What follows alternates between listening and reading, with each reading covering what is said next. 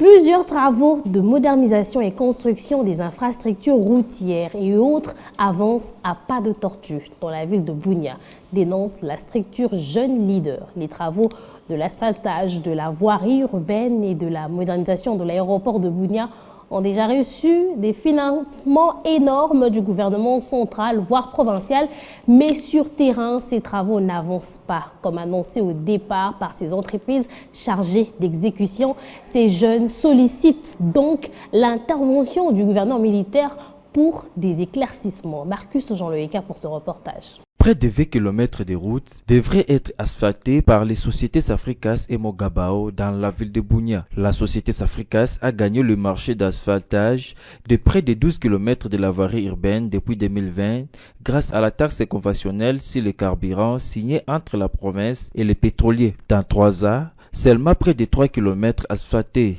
Plusieurs chantiers abandonnés sans motif par ces sociétés.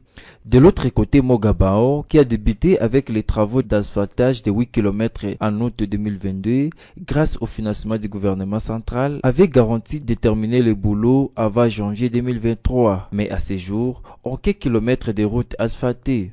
Plusieurs chantiers inachevés pilent la ville, une situation qui déplore Christian Chaouri, coordonnateur des Jeunes Leaders.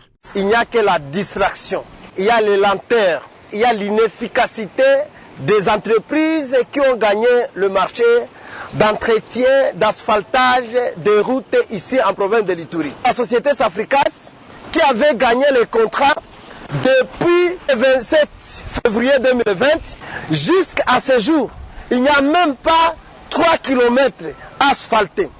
Il en est de même aussi pour maintenant Mogabao.